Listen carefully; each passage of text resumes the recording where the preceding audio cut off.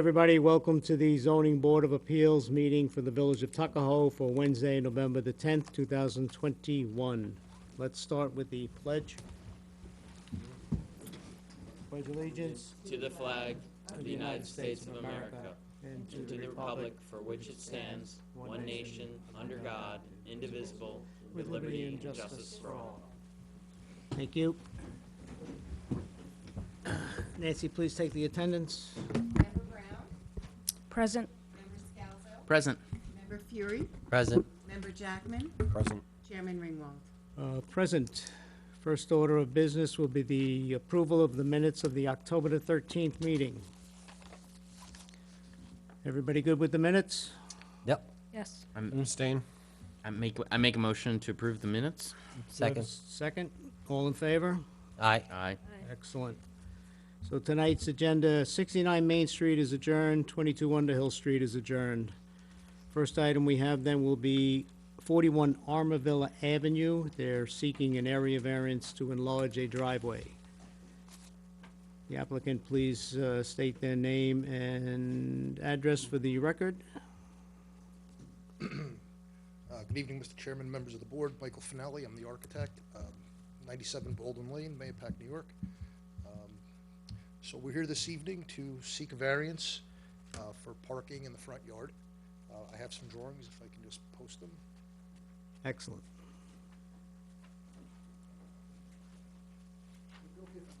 Yeah, Sure. please do.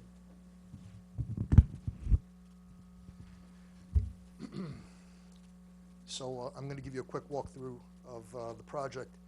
This is our home that we're proposing to enlarge the driveway on. This is 41 Armaville Avenue. I'm sorry, I'm going to interrupt. Just one quick moment. That little computer is actually the camera, so people can see via Zoom. So I'm going to just move it a little bit. Oh, Fine? sure. Okay, thank you.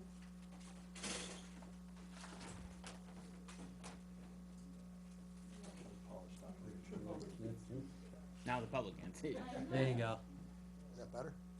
Yeah, but then They can see off the camera, so they can see off the camera.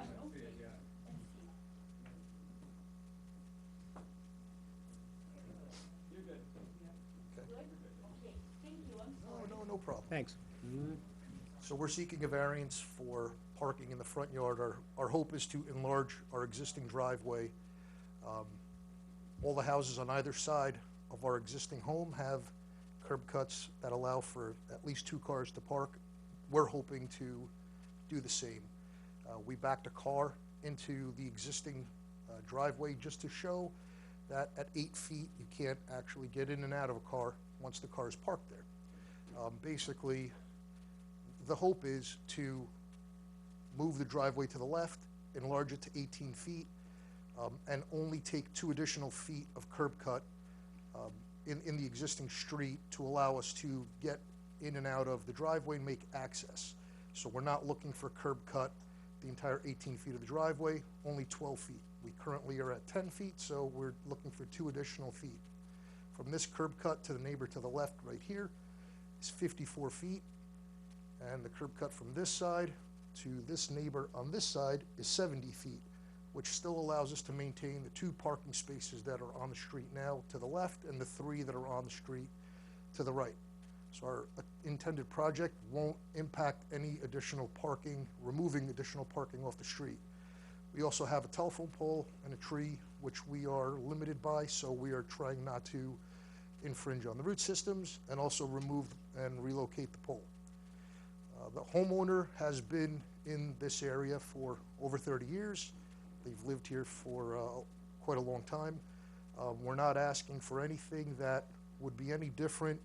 If you come up Armaville towards Main Street, most of the homes have, I would say 70% of them have 2-car wide driveways, double curb cuts.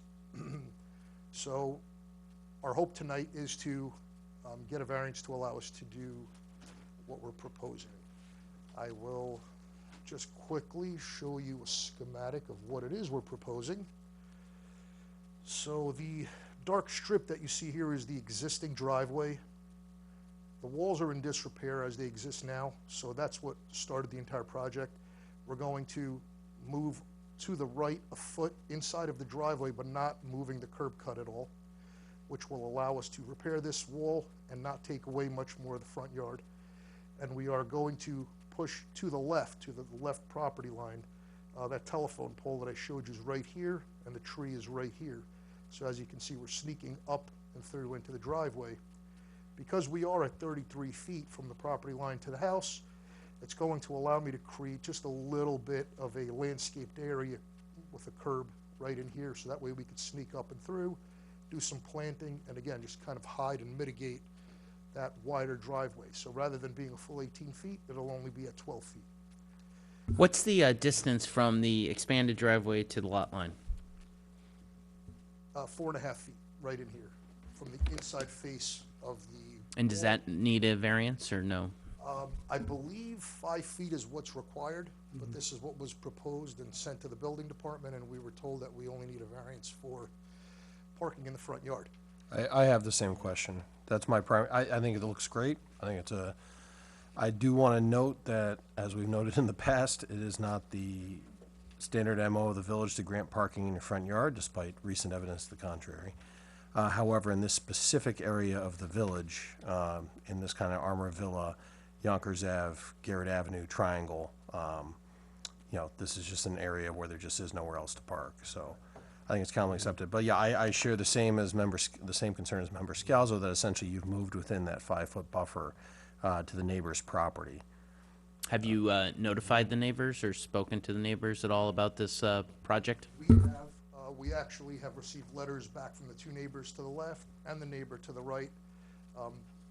The left and right both having the 2-car driveway already. They are all in agreement with the project. They have no problem with it, and they would be the most impacted by the project as far as parking in front of their houses and on the street. So we have letters that we will be providing and giving to the building department with the rest of the records that are required to be here tonight. So just to And put what them is, on record. what is the separation at the lot line? Is there a fence or is there shrubbery, I guess? Right now, there's just a hedgerow that comes down, and there's a hedgerow that makes this turn. I'm assuming most of this will be, well, not assuming, I know most of this will be taken down up to the 4.5-foot mark. That wall comes down, and then we're going to do a little bit of a planter or something right there on that front corner, so this way we can still sneak in and around it.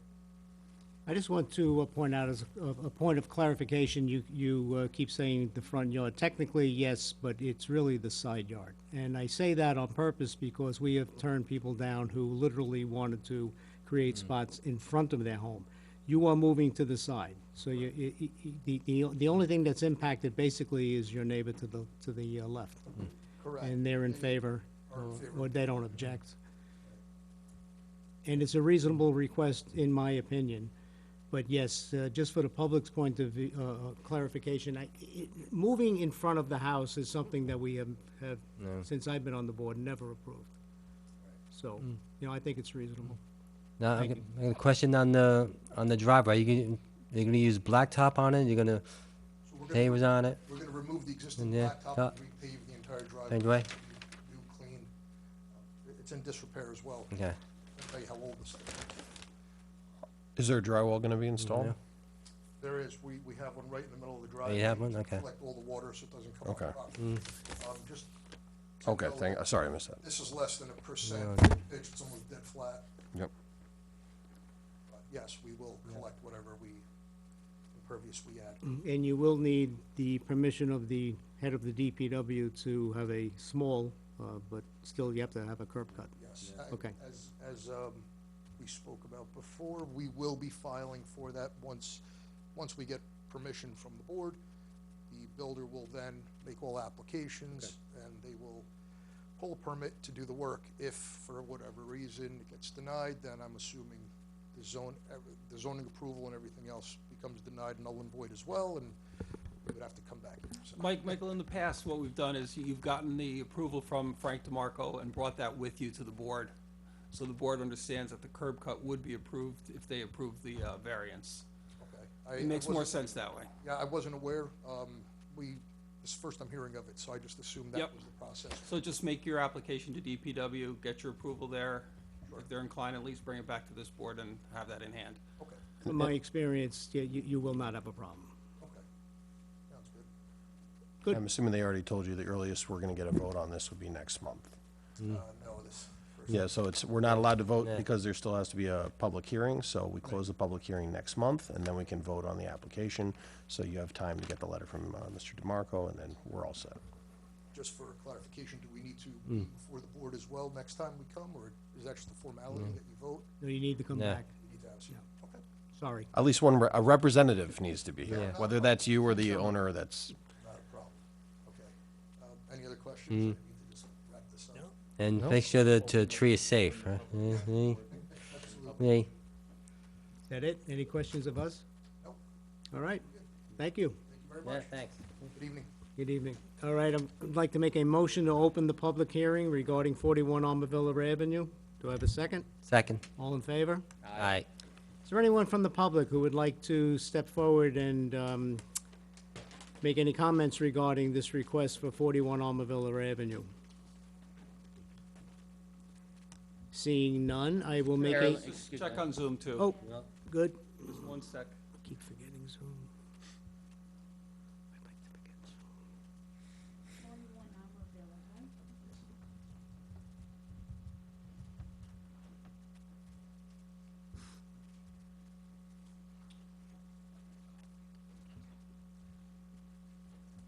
No, it doesn't look like anyone's wants to comment. Okay, seeing no one would like to comment on this, I'll make a motion to keep the public hearing open until our next meeting. Do I have a second? Second. All in favor? Aye.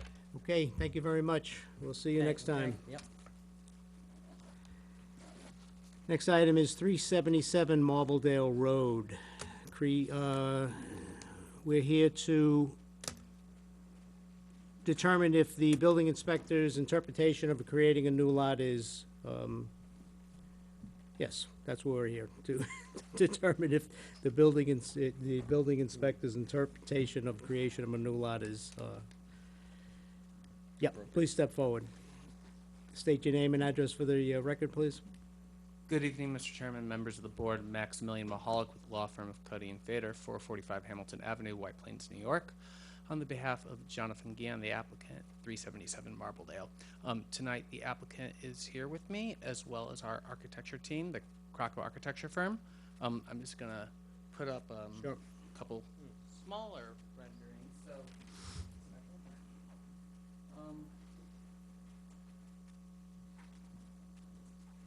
so these are smaller renderings. I have more copies. These were, and the reason these are 11 by 17 is we've submitted these several times to the board.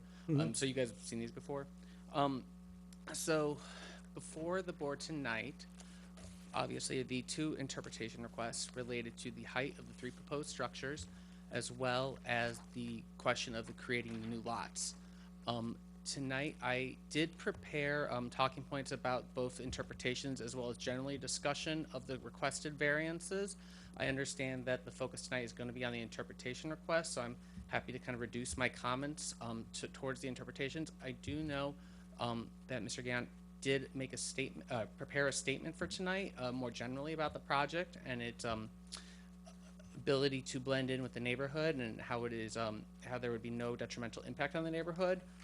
We do defer to the board in terms of what they would like to hear from us focus on tonight, but we're happy to provide that explanation and show you the renderings and various drawings we've developed to, you know, have our message come across. Okay, yeah, as we mentioned, though, we really need to do this in order. And in order, I mean, the interpretation of the creation of new lots is key. We can't talk about, you know, heights and side yard and front yard variances or for... character of neighborhoods or or... character or any of that. anything, until we, you know, agree or disagree with the building inspector's interpretation, right? Understood. And I do appreciate that there will be clarity on these two items, because that will help us confirm what we are requesting in terms of the variances in our subsequent submission. Good. So out of respect, kind of, I'm just going to grab my talking points. I just had to grab sure. the Yep. thing. So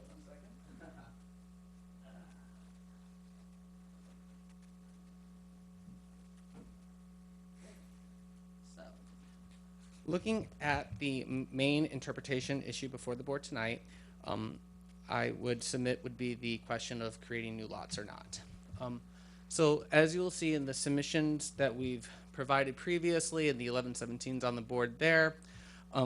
We have currently, we have 5 existing tax lots, and we would like to reconfigure these into 3 buildable lots to allow for the improvement, including 3 single-family homes. And looking at the code, as we've discussed previously before the board in the June public hearing, there is a provision in your code that has certain dimensional requirements for lots created before July 1, 1999, and those created after July 1, 1999.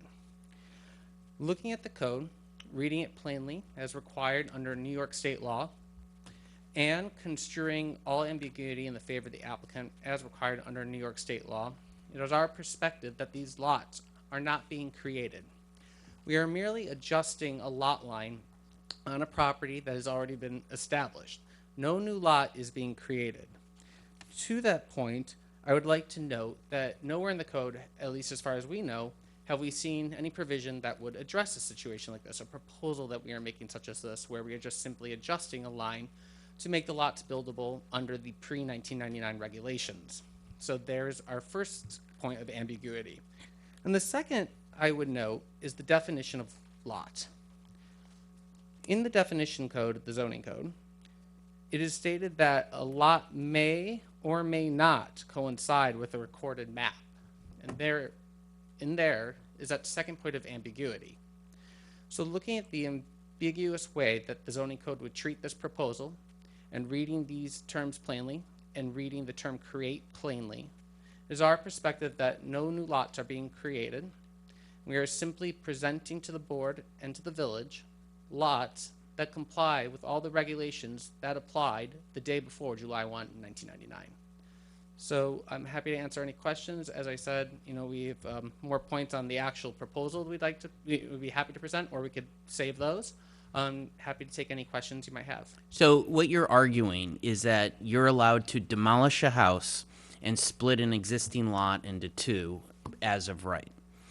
Correct, because as Okay. part of this, we will be adjusting one of the lot lines to ensure that we comply with the regulations as they existed in July 1, 1999. So when the village was originally created, it was a lot of thin tax parcels. And so your belief is that any lot that exists in the village, the owner has the right to demolish their house and split it into the parcels in whatever way they want. I would note that as of 1906, and looking at the original subdivision map, there were 25-foot widths, and the village did apply a 50-foot requirement moving forward, which we are looking to adhere to now. But based on the plain reading of the term create, and just understanding, from our perspective at least, that the fact that there is no provision to address this particular request, we think the ambiguity under New York law plays in our favor. So your belief is the fact that a house exists is completely irrelevant to where the lot line is? At the end of the day, the question, at least our understanding, is where are the lot lines, how are lots treated, how are lots defined, and do the lots comply with the regulations? So, if I may, although I appreciate your term adjusting the lot line, it's a good term. Let's call it what it is here. You are drawing a new lot line in the lot in which the tax lot in which the house currently resides, correct? What lot line exactly are you adjusting is what I would like to understand. Are you moving a lot line?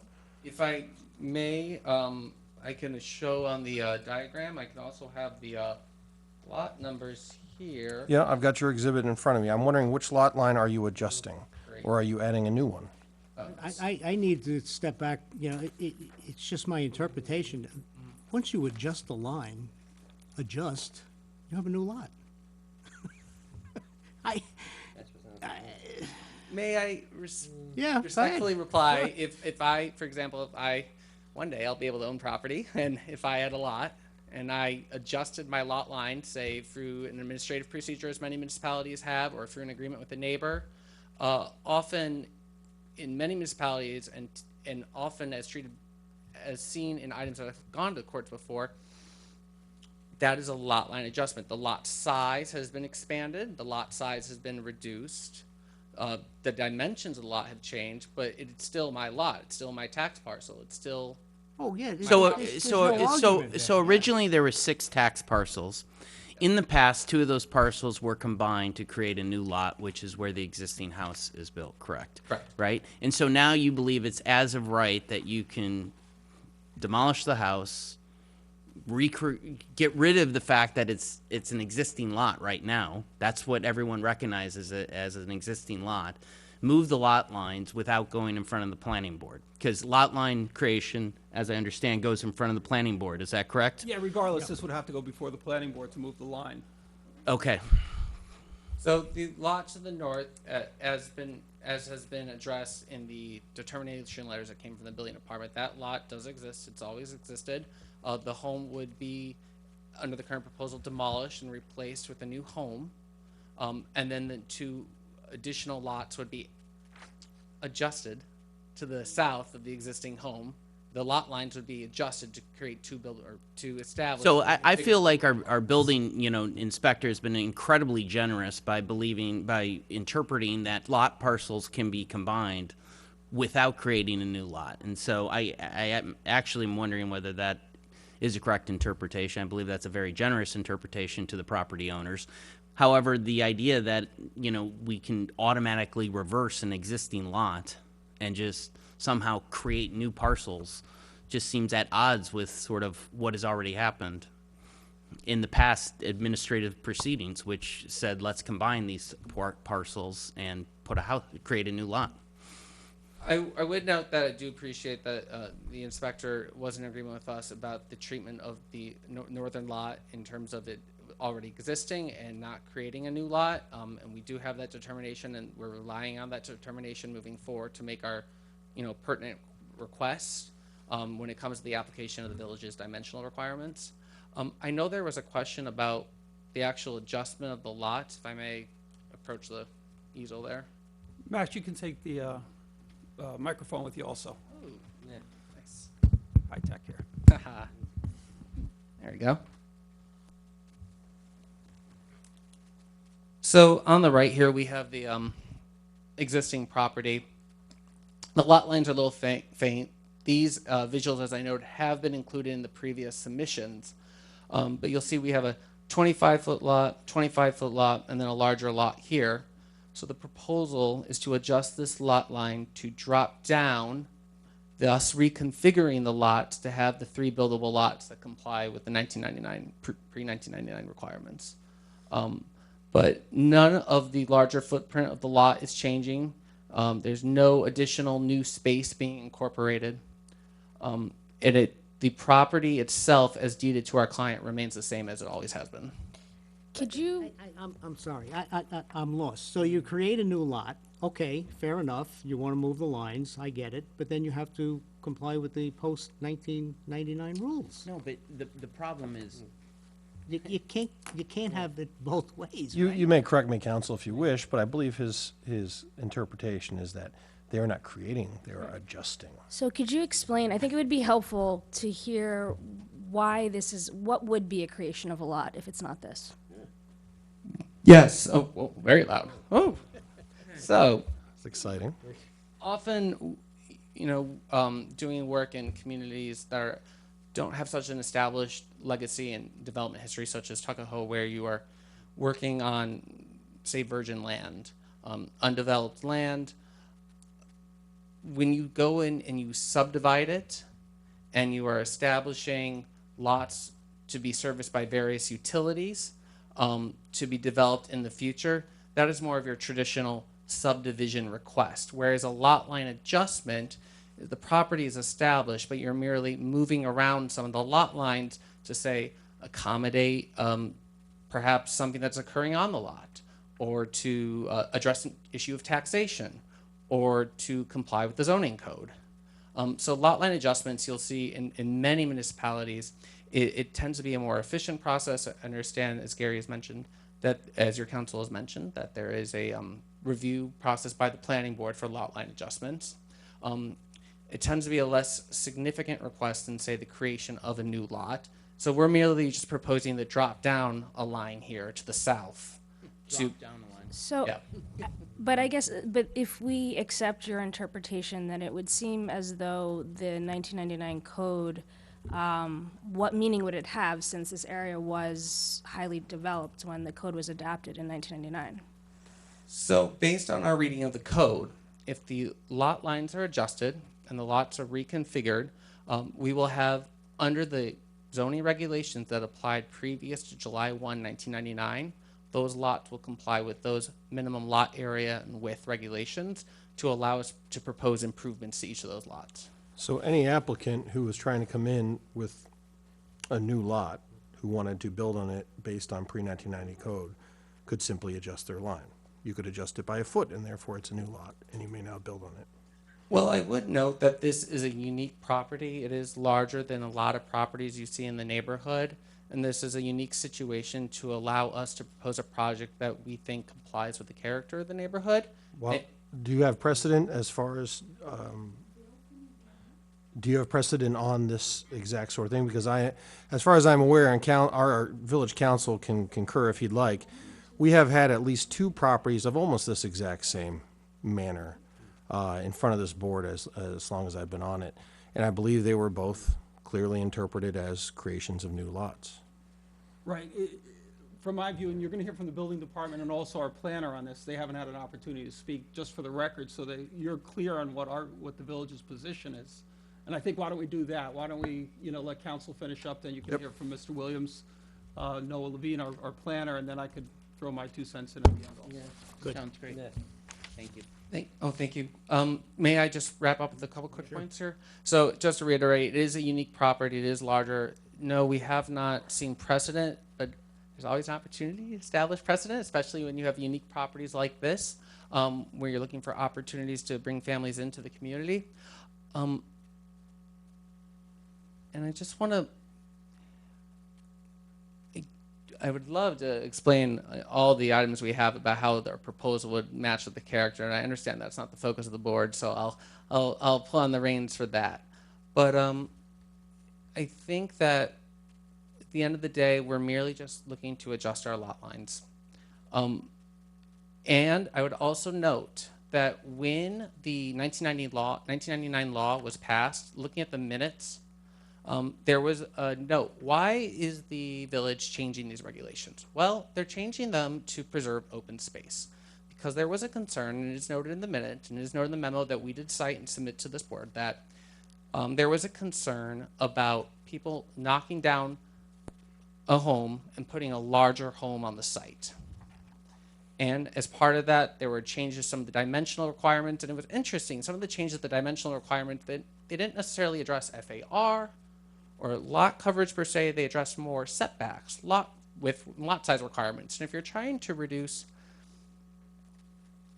density, there's a question about what should have actually been changed. But regardless, at the end of the day, even if we have 3 proposed lots, each of those lots, any improvement on those 3 lots, has to adhere to the open space requirements, the lot coverage requirements. So we're not going to be losing open space for this, because if we had an alternative development, because at the last meeting we talked about how an as-of-right home could be built on the southern portion of this property, if you still adhere to the 40% lot coverage and the FAR requirement for 1 larger home versus 2 smaller homes, at the end of the day, you still have that open space, you have that green space, and you're adhering to the policies that the village board cited when they changed that law in 1999. So I just wanted to point that out.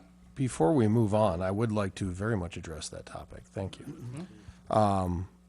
This specific topic, and this is why I said we've had prior precedents of this nature in this village, because this specific topic has been raised in at least 2 previous circumstances, which is that you may, in a very large new lot, build, as you have shown on your rendering, a very large and obtrusive structure on a single lot versus 3 homes that, in your opinion, fit the neighborhood in a more consistent manner.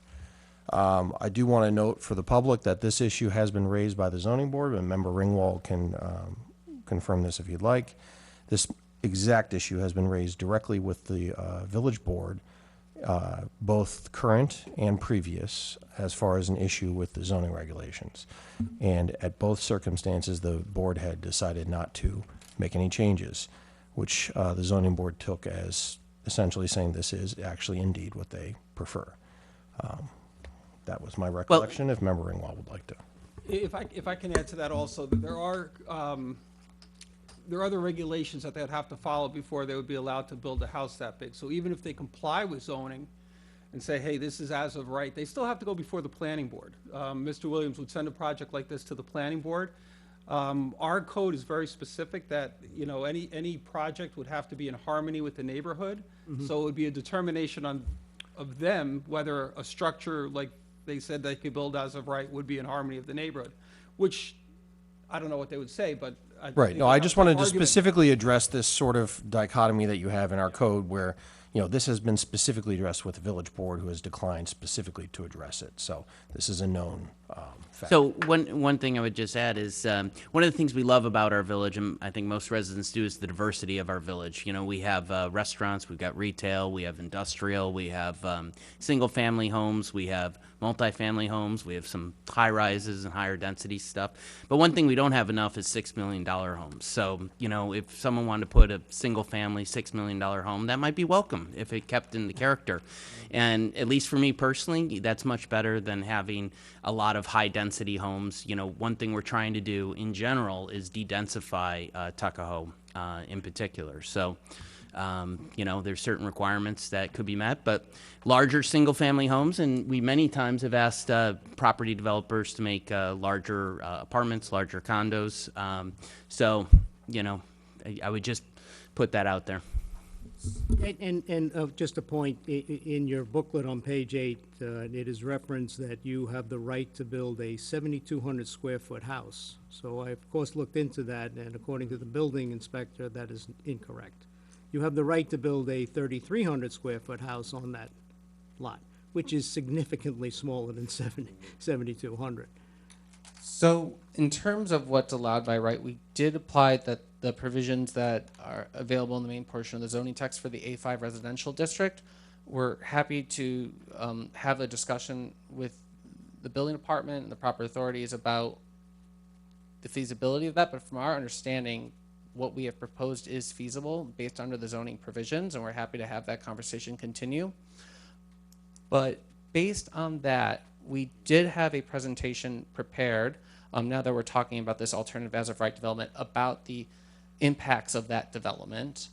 I'm happy to go into that now, unless you wanted to save that for a later date. No, I No, don't I'm think so. sorry. I only bring it up because I obviously totally disagree with that statement, along with one other statement in here that says the planning board had no problem with you splitting these up. The planning board, head of the planning board reached out to me immediately and said that's simply not true.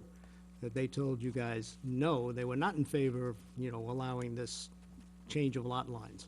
So there's a discrepancy between what you have printed and what has transpired. That's my point. Understood. And just to note, we were at the planning board work session in July. The feedback we wrote down was not any attempt to mischaracterize. It is how we felt that conversation went at that hearing. I have learned that there may, and I don't know if it's available publicly, there may have been a letter written from the planning board to this board. Yes. I have not seen that yet. I don't know if it is available or if we could have to Gary? file a request, but I'll make it available to you. I have it. great, thank you. Absolutely. So just to kind of recognize 2 points of clarification, we're happy to look into further with the building department the feasibility of what we've proposed for the alternative. And then secondly, just to clarify again, our comment about the planning board was how we took that meeting. But we are happy, obviously, to take a look at the letter and address as needed. Fair enough.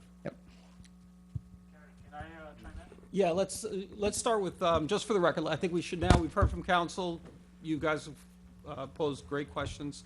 Let's just clarify, let's just make sure Bill, you know, he's the one who made the ruling, which they've appealed to you guys, so let's hear from Bill. Then, of course, you have to hear from your planner. Good.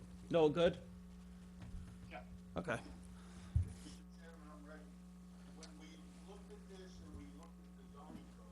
When I was here when that zoning code was adopted, it was clear from the village board that any newly created lot, which included moving a lot line, would require the new requirements to the July 99 date.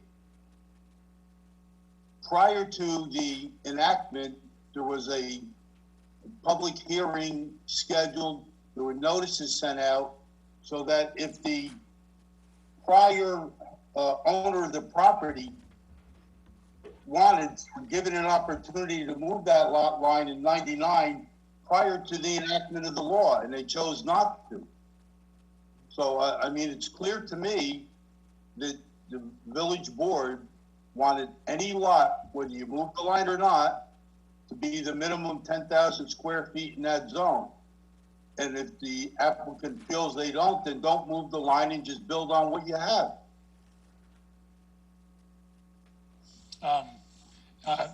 Thanks, Bill. That was really helpful. I was going to kind of say something similar, so I won't reiterate. I'll just mention that we spoke with Les Marin, who was the village attorney at the time the zoning was adopted, and he mentioned that reducing density and doing exactly what Bill said was the intent of the zoning, to make sure that all lots conform to minimum standards, I think the idea of creating a new lot was intended to expressly to prevent what my understanding of what the applicant is doing. So we concur with Bill that the actions of adjusting the lot line and merging another would result in the creation of a new lot. So it goes both against the intent of the zoning and also we think adheres to the language of what the zoning is.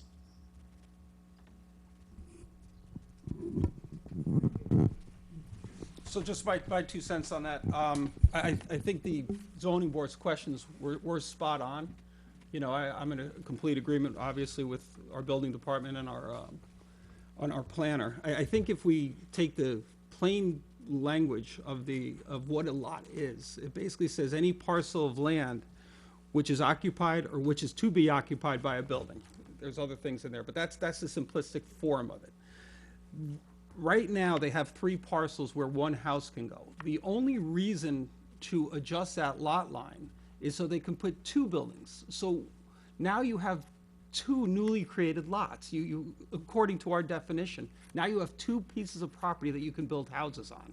And that's what a lot is. So it's newly created. They're creating that new buildable parcel by moving that lot line. It's the only reason to do it.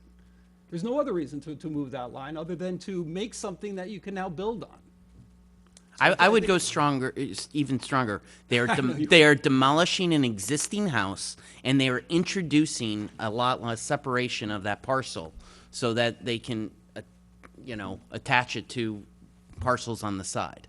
So, you're splitting an existing lot.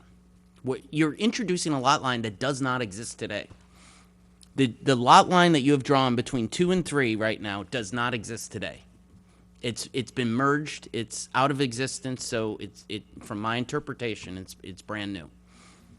If I could jump back in, I just wanted to also correct that whatever the zoning board decides to do, does set a precedent for the rest of the village.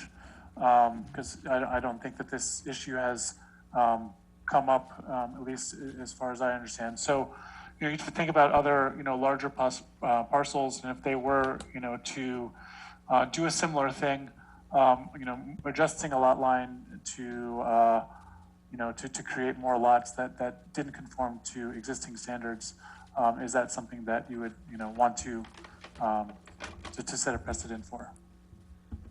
No, I agree. I'm back to my original. I mean, you used the word adjusting. As soon as you adjust, you created new.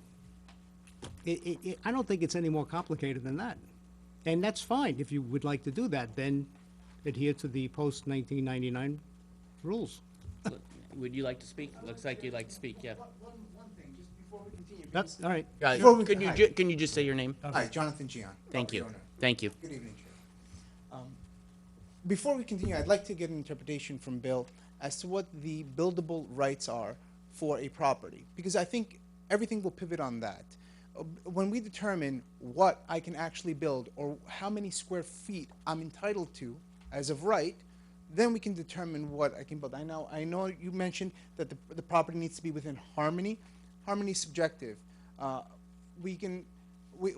I can think one thing's in harmony and others can't. As a matter of fact, the as-of-right development that my architect, Joe Crocco, designed, I actually like it. And to be quite honest, if push comes to shove, I mean, we're going to have to build that.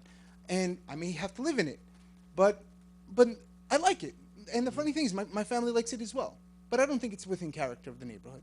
And I don't think it'll do a service to anybody in the neighborhood. So before we continue, let's please find out from Bill what the buildable rights are for that 100-foot portion. And I believe, and correct me if I'm wrong, Mr. Williams, the 3,300, that pertains to the 50-foot width lot to the north.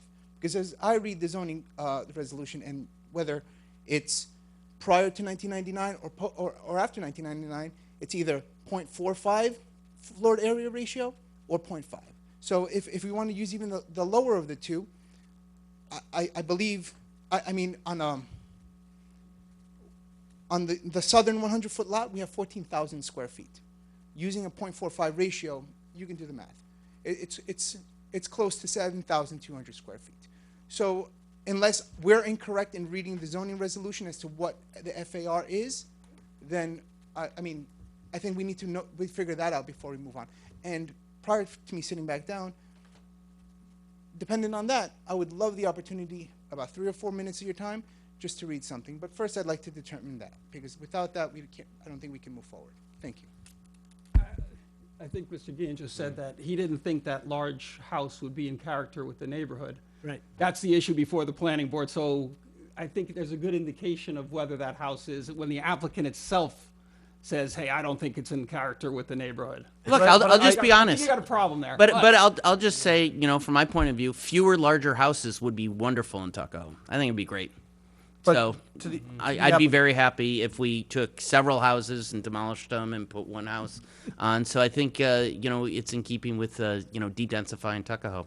To the applicant's point, though, I think he has a fair point. Let us solidify by Bill Williams what exactly is the allowable size of a building. But it's sort of irrelevant to the lot line decision. I mean, The it comes after applicant- the lot line I decision. understand. I agree. I think it's- I agree, but the applicant has asked for it, and it doesn't hurt to ask Bill. Right, I think, but what happens is it's all dependent on the interpretation and what code Bill's using. So if your interpretation, hey, this is a newly created lot, and Bill, correct me if I'm wrong, then he has to go by a certain code. But different code. again, this By would Bill- only by Bill's- arise if we say it's a newly created lot. Yes. Then he's saying, well, I will just build my big house as of right. So it would only arise in that circumstance. Right. But I don't think Bill's gonna be able to answer that now. So, Because he's gonna have to do a code analysis, see what the proposal is, and then he can do a code analysis on it. Okay. But that's your question, correct? If we agree with the building inspector's interpretation, say, yes, you have now created a new lot, which is 100 feet wide. Your question is, how large of a home can you put on that 100-foot? Exactly, that's my Yeah, question. I think it's fair of the applicant to be able to ask Yeah, that. I would agree. But it's irrelevant to our question. And if I may just add one other part to that question, I think part of the confusion is if one goes to the direct E-code provisions listed for dimensional requirements in the A5 versus looking at the schedule of dimensional regulations that's attached as an attachment in E-code, there are different numbers for the A5 district. So if we could, as part of that conversation, just clarify those numbers, I think that'll be helpful. I do note that in the initial 3-home submission, there wasn't a rejection of our proposed 0.48 FAR for one of the 3 homes. But we also understand, it's not our point to, let me reword, our point is to conform to as much as possible to whatever FAR requirement there is. That's not something we've requested a variance for, that's not something we're pushing for a variance for. But if we could get clarification on what the FAR cap in this district is, it'd be particularly helpful both for the 3-home proposal as is and what we can build as of right. Well, I mean, that sounds like something as I think the chairman and member Scalzo have already alluded to. It sounds like it's going to take a little more work than just 2 minutes on with Bill. So I think we can answer that by the next meeting. The only question in front of us is the interpretation as to whether. Ratio? Again, I can't answer that. But I think the point is that we're discussing which code applies, and then once that's determined, you're absolutely correct that you have the right to understand what ratio will apply, and then that can dictate how you proceed. But I think, what we're trying to do here. We Settle want to it. stay focused on that because I think you want us to make that determination so that you can move forward. And we've taken note, and you can speak to, I think, Bill or whomever offline to discuss what the ratio may be. But I think we should stay focused. Great, so just kind Mr. Chairman, Yeah? to try to clarify some of it without actually seeing an application, I believe what the applicant is saying is they want to combine the lots, so there'll be a 50 by 100 plus on one side, and they would bring the other 3 lots together to create a 14 or 15,000 square foot lot. So if he does that, then the larger house would be somewhere in the neighborhood of over 7,000 square feet, because the FAR, when I checked, because there's a discrepancy, the FAR is 0.50 in the written, and I believe, Gary, the written is what we're held to and not what the printed was in the bulk. That's correct, Mr. Williams. That's what we've done in the past. But remember, they also need to go to planning to make sure it's in harmony with the neighborhood. Yes, that's correct, but I was just saying, I did look at the ordinance when it was adopted, and it does say 0.50. But again, that would be if the planning board would allow them to build one house on the small lot and then a humongous house on the larger lot. I couldn't speak for the planning board. Okay. I will say Okay. that I don't think the threat of a large home should be considered, in determining this. I just want to make sure that the zoning board thinks about this globally, this determination.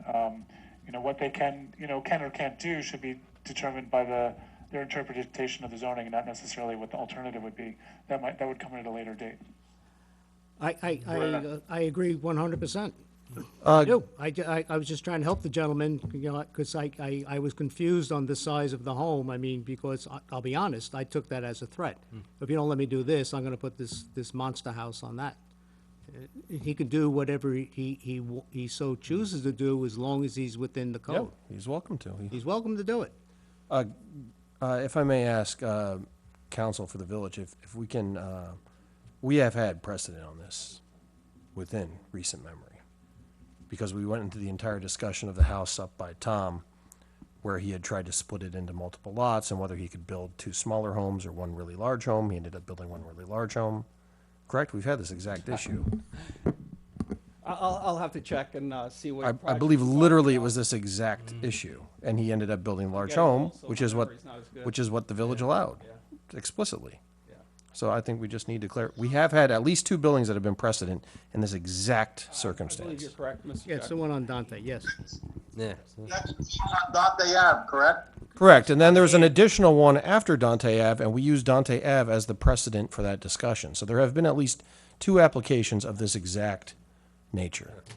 But yeah, and precedent doesn't come into play here. I It understand that. does However, I'm saying that we have seen the village's interpretation of whether or not they want a larger home on a lot, or if they want smaller homes on smaller lots. So I apologize. I was trying to get some clarification, but obviously it's a little bit more in-depth than, I would like it to be. So we need to go back to the original, is the village's interpretation of the creation of new lot, that's the issue at hand, yes or no?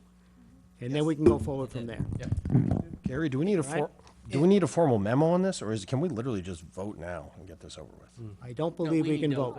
No, we have to hear from the public, whoever hasn't spoken. As you well know, I'm estimating, 26 letters of disapproval here from the neighbors. I've seen none that said, yeah, we're in favor of this, not one. I can provide those by next meeting. Thank you. Why haven't we received them up to this point? Because I'm hopeful that we would use a little bit more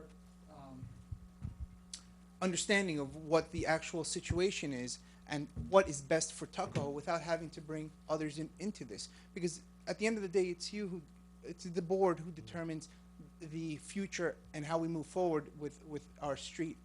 But all right, again, just to be perfectly blunt, I feel like we're being deceived, because you continue to say that the neighbors are in agreement and they're happy with it, and I've seen nothing from anybody saying that they're fine with this.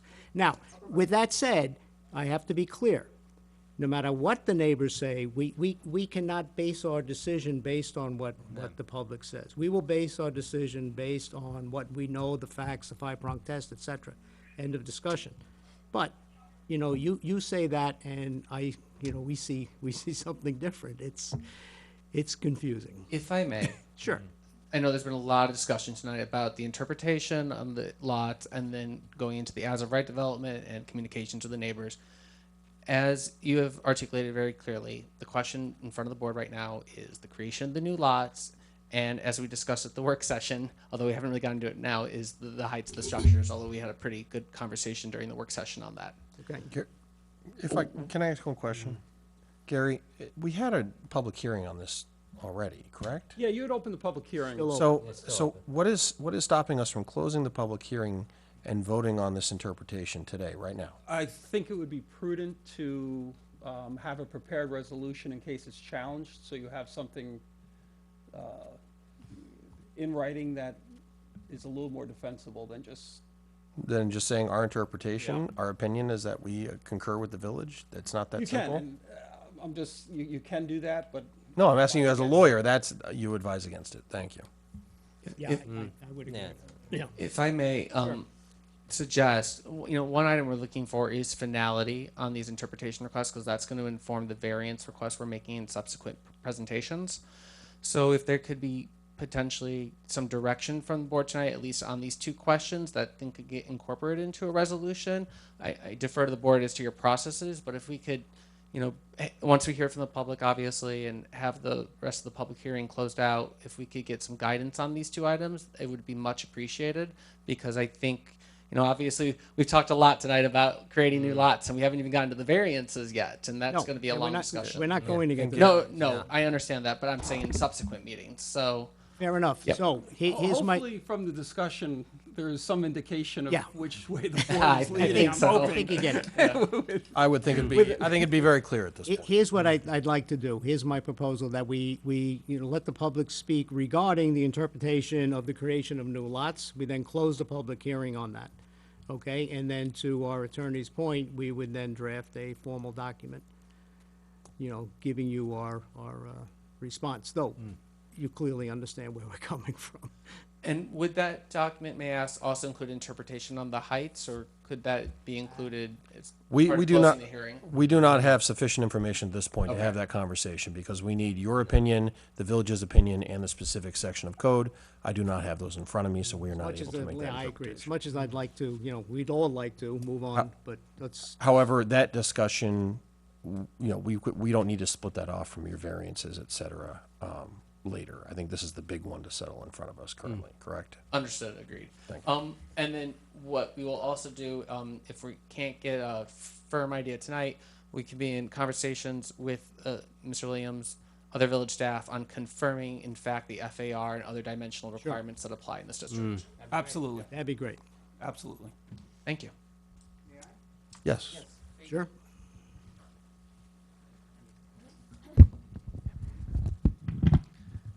Before I read this, I just wanted to make a point. You said, you used the word threaten. I'm not threatening anyone. And I think when I read this, it'll become evident that I'm not threatening. All right, it's just an opinion. Based on the written word, it was an opinion. It's,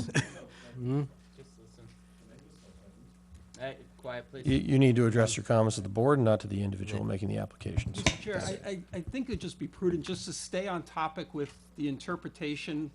We've heard Right. from the applicant, you've heard from the village. I think you have to hear from the public, you close up the public hearing, and then we move on from that point. Because I think I've heard Mr. Gian's, he read this, something very similar. I assume it's going to be very similar to what you had read It's before. actually in response to the previous public hearing, which I never got a chance to respond to. okay, but that has, wait, I have to agree with the attorney. If it doesn't have to do with the creation of new lots, then I would respectfully request that you postpone this till the next meeting. It's, Understood. All right, thank you. But I'm not allowed to respond after the public hearing, correct? He can if you want him to. I don't see any reason why you couldn't, but, I was stopped last time as well.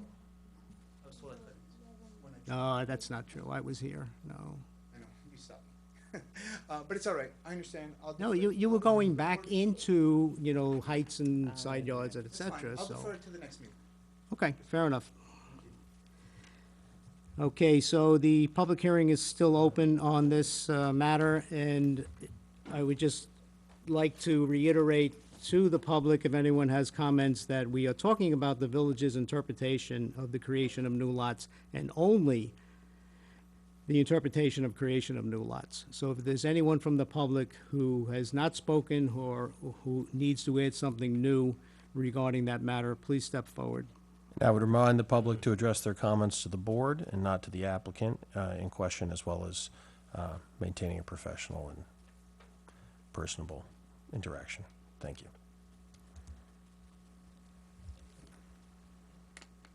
Members of the board, Jonathan, thank you for giving me the opportunity to speak. A lot of my neighbors. Can you, Name and address for Name the and record, address, I please. apologize. Joe Sabelja. I'm at 374 Marbledale Road. I'm one of the most impacted because I'm across the road from the property that's being developed. So, so we all appreciate the fact that Mr. Gan wants to develop his property, and we're all, you know, I think amenable to that. We all want to be good neighbors. We all believe, and I speak for the vast majority of the neighbors, a lot of them who actually are on Zoom, and some of them couldn't make it because we heard that this is just going to talk about interpretation. Speaking for most of it, I think also for Bill here, we support the town's, the village of Tuckahoe, I should say, master plan, the comprehensive plan, the A5 zoning requirements for 10,000, you know, for all the town guidelines. We also support that these lots should be treated as existing lots and that they should not be considered under the pre-1999 guidelines. They should be treated as new lots. They should be subject to the new requirements. In reference to his adjusting of the line, you're saying, not the current existing lots as Speaking they for myself, stand. and I believe most of the neighbors, we believe that these are new lots and they should be subject to post-1999 zoning requirements. Thank you very much. you. Thank We you. appreciate it. Oh, it's fine, thank you. Anyone else from the public? State your name and address for the record, please. Hi, my name is Bill Maher. I live at 350 Marbledale Road. Been on the street since 1993. You know, I just want to reiterate, I agree with, I thought you boiled it down, kept it pretty simple, that the word adjustment is sort of not relevant. It's really creating a new lot. And I think the board just has to decide, like, how many building lots are there, and then you can get to the point where you can decide, okay, Mr. Williams, the attorney, the planning board, what can be supported and be built on those lots. The other thing I want to mention is, you know, character of neighborhood is really important, character of the neighborhood. Separate from the application, you know, Marbledale Road has had a lot of issues, right? So we have major problems with water on that street. We got destroyed during Ida. And so, you know, I personally had to spend $50,000 to fix the water problem in my house. Didn't work during Ida, right? Many of my neighbors don't have that solution, so they got even worse damage. And obviously, it was a FEMA disaster that got declared on Marbledale Road. So, and across Westchester. So, you know, if you're going to consider building 2, 3 houses, right, you have to really factor in what is going to happen to Marbledale Road with, like, the, you know, the disbursement of water. You know, we have a parking issue on that street, right? We've got a lot of issues. So, I know we're not talking about that tonight. That's going to be the next meeting, but we are concerned as neighbors. There's a group that's not here that we're representing. So. We'll leave it at that, and thank you for all your time and effort on this. We understand. We've heard you guys loud and clear. We just, again, want to reiterate that we have to be fair to the applicant who has also tried to address those issues. We need to be fair to him, and that you are not going to address those specific issues either right now. Thank you. Thank you. Anyone else in the room that would like to speak? Anyone on Zoom that would like to speak? Regarding the interpretation of the creation of new lots, please.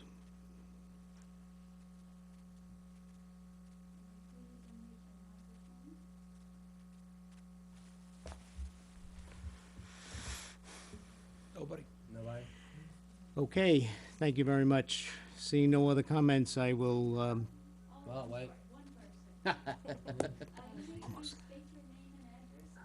Bill, or Gary.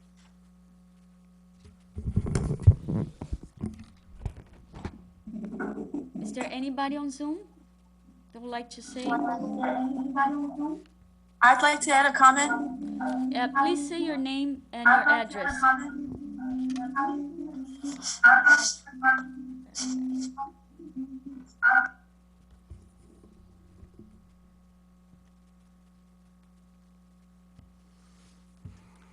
The Zoom world we live in. Yeah. All right. I know, that's over. Yep. I was splitting my eardrums. no. Do you? Alrighty, so it doesn't look like the person is being able to talk. Tom, did you say we were gonna be able to close a specific Yeah, public hearing we're on going to the yeah. interpretation? No one else? Carolina? But as a reminder for the public, there will be another public hearing session once we get past this interpretation, correct, Tom? Yes, once we get past the interpretation. So this is not your last chance to speak, just on the interpretation. Any questions from the board? No. Okay, seeing Nothing yet. no other comments from the public, I'm going to make a motion to close the public hearing regarding the village's interpretation of the creation of new lots, and only on that subject. Do I have a second? Second. All in favor? Aye. Thank you. Okay, I think that pretty much wraps it up. Is there any other business for this evening? I do want to say I appreciate council's demeanor and professionalism during the presentation. Thank you. All right, thank you. Thank you, guys. Appreciate everyone. Thank you, guys. And yes, please, make sure you speak to the building department and straighten out the interpretation of, the FAR and what you can and can't do regarding, either the larger lot or the smaller lot, all right? So we know what to do going forward. Fair enough. Thank you very much. Thank you. So Gary, All right, so one more formality. I wait. need to make a motion to close the meeting. Do I have a second? Second. All in favor? Aye. Aye. Good night, Tuckahoe. Good night. Happy Thanksgiving.